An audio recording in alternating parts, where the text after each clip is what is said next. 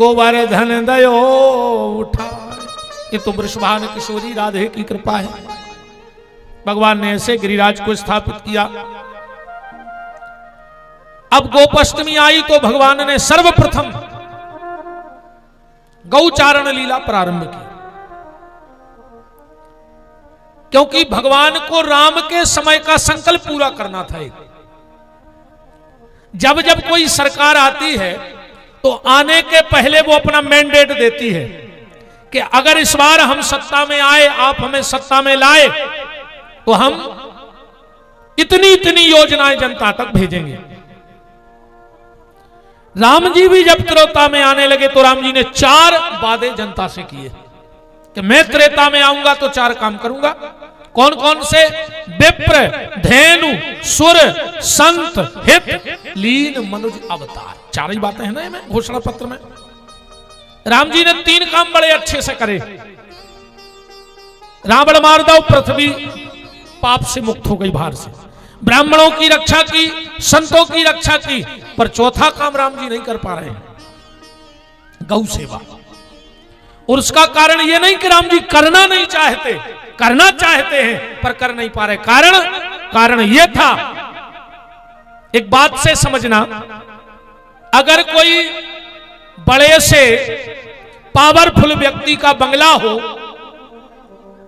और 10-25 लोग वहां बैठे हों और उनका 10-12 साल का लड़का आवे और अपनी कार धोन लगे, तो का धो पे बताओ के जने आज भैया तुम बैठो, हम तो साइड उतार के पहुंचे दे रहे, तुम बैठो बाहर। तो है ऐसा कि नहीं है?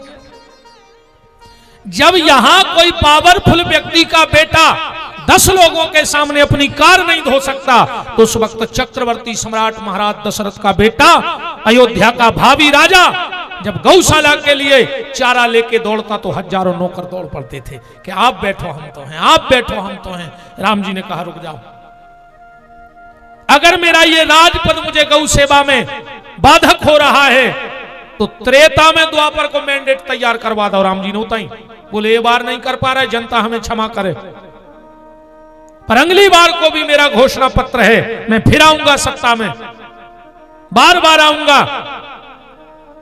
और जो अपने वादे पूरे करता है उसी को जनता बार बार लौटाती है। जैसे माननीय गोपाल भार्गव जी को आप 9 बार से बार बार ला रहे हो, तो कहीं ना कहीं तो अपनी वचनबद्धता पूरी की होगी।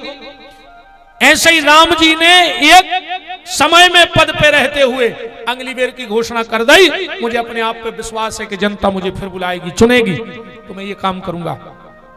तो चौपाई त्रेता की और घोषणा द्वापर की, यही चौपाई हो पड़ी पूरी। विप्र, धेनु, सुर, संत, हित, लीन, मनुज, अवतार। अब नीचे की लाइन पढ़ो, निज इच्छा। किसकी इच्छा है? तुलसीदास जी की इच्छा नहीं चली रामायण में, निज इच्छा राम जी की। निर्मित तनु, मैं ऐसी स्थिति निर्मित करूंगा। तुलसीदास जी तो स्थिति बना बिगाड़ नहीं सकत, वो तो भगवान के हाथ में है। तो निज इच्छा निर्मित तनु माया, ए माया लिख ले अगली बार की घोषणा है। बोले क्या? निज इच्छा निर्मित तनु माया गुण गोपाल। मैं अगली बार गोपाल बन करके जाऊंगा, सिर्फ गाय की सेवा करूंगा द्वापर में, और कुछ काम नहीं करूंगा। तो त्रेता में द्वापर का मैंडेट फिक गया, गोपाल बन के आ गए। अरे इस नाम में ही कितनी महिमा है, गोपाल, गोपाल, दोनों शब्द फोड़ो, गोपाल। गैया को पाल वही गोपाल है, जिसने गाय को पाला है वो गोपाल है। पहले हर घर में गाय होती थी कि नहीं होती थी? पहले मकान ऐसे बनते, आगे देलान, बीच में सार और पीछे निवास। गांव देहात में आज भी पुरानी बाखरें ऐसी बनी है। मतलब कई बार हम नंगे पांव गौशाला में निकलते थे, पांव में गोबर गोमूत्र लगता था, हजारों बीमारी से लड़ने की ताकत आती थी। आज आदमी मकान बना रहा है, उसने बीच की सार खत्म कर दी, अब सार कोई नहीं बना रहा है नए मकानों में। भगवान ने कहा तुमने मेरी गैया की सार खत्म कर दी, हम तुम्हारे जीवन का सार खत्म कर देंगे। बताओ आज के अपने जीवन का क्या सार है? आज घर में अगर 10 आदमी हैं तो 7 दवाई पे धरे हैं। अगर रात की नहीं खा रहे तो सवेरे मरे मिल हो, अगर सवेरे की नहीं खा रहे तो डिंडू बिन्नो रिश्तेदार लौट जाए तुम्हें धर के लोग हर गया। एक दो आदमी घर में सुरक्षित हैं जे को दवाई नहीं खा रहा, बड़ी कृपा जानियो जे को बिना दवाई के बैठे हो। कारण गोली, अगर तुमने गोपाल की गोली तो तुम्हें डॉक्टर की गोली की आवश्यकता नहीं पड़ेगी। और जब अगर डॉक्टर की गोली की आवश्यकता क्यों आई, क्योंकि तुमने गोपाल की गोली नहीं ली है, गैया नहीं ली है, तुमने अपने घर से गाय को निकाल दिया। एक ना एक गोली तो लेनी पड़ेगी, चाहे गोपाल की गोली और डॉक्टर की गोली। अब फैसला तुम लोग करो। भगवान ने गौचारण लीला को पूर्ण किया। अब चीरहरण की लीला आती है। अब चीरहरण की लीला अगर ऐसा ही होता रही जैसी अब एनो कथाएं होत रही हैं तो आगे आवे वाली जनरेशन भगवान पे भरोसा न करे। काय को भगवान महिलाओं के कपड़ा ले लेके भाग रहा हो, ये भगवान है, ये भगवान के काम है। चीरहरण की लीला है कामना में साधना में कामना का अवरोध। हम सिर्फ एक निवेदन एक कथा से कर रहे हैं भैया, कभी भी अर्थ का अनर्थ मत करना। अगर तुम्हें कोनो चीज समझ में नहीं आ रही तो तुम अपनी बुद्धि न लगाओ में, फिर शास्त्र में भर, फिर भगवान से प्रार्थना करो कि प्रभु तुम्हारी जा लीला हमारे समझ में नहीं आई, जीवन में कोनो ऐसा सदगुरु दे दे जो हमें ठीक ठीक समझा दे। क्योंकि कोई लीला गलत नहीं है। और ऐसे समझ लो, आप स्कूल में मास्टर ने ब्लैक बोर्ड पे तुम्हें पढ़ाओ कि 9 के दुआ 18 होता ही है, मास्टर की क्या गलती है। तुम आए घरे, तुमने गलत उठाई, वो में पीछे वर्णमाला है, वो में भी लिखो है 9 के दुआ 18 उत्तर, वो भी सही लिखो है। अब तुमने उठाई स्लेट पेंसिल, सो तुमने जोड़े, सो तुम्हारे भाई 9 के दूने 17। अब बताओ मास्टर गलत है, वर्णमाला गलत है कि तुम्हारा जोड़ गलत है, अपना जोड़ गलत है। ऐसे ही शास्त्र बिल्कुल सही हैं, कथाएं बिल्कुल सही हैं, हमने जोड़ गलत लगा दिया और हम समझ रहे हैं कि पूरा उत्तर ही गलत हो गया है। उत्तर गलत हुआ नहीं हुआ है, तुम्हारा जोड़ गलत हो गया है। इसलिए अर्थ का अनर्थ मत करो, मेरा आप सबसे हाथ जोड़ करके निवेदन है, अर्थ का अनर्थ बिल्कुल मत करो। ये चीरहरण की लीला है। एक के बाद महारास भाव, फिर कंस ने अक्रूर जी को भेजो।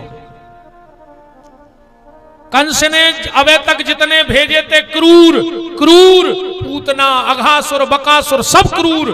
कंस समझ गया कि अगर कृष्ण को जीवन में बुलाने हैं तो क्रूर से नया है। बोले फिर, बोले अक्रूर से आए। क्रूर माने बुरा मन, अक्रूर माने अच्छा मन। अगर अच्छे मन से परमात्मा के दरवाजे जाओगे तो परमात्मा आ जाएंगे। और वही भाव कि क्रूर तो नहीं ले आ पाए भगवान को वृंदावन से, पर अक्रूर वृंदावन से भगवान को ले आए। अच्छे मन से भगवान जीवन में आ जाते हैं। भगवान ने रास्ता में अक्रूर जी को दर्शन दिए, फिर जाकर रजक को उद्धार करो। नामदेव जी के गए भगवान,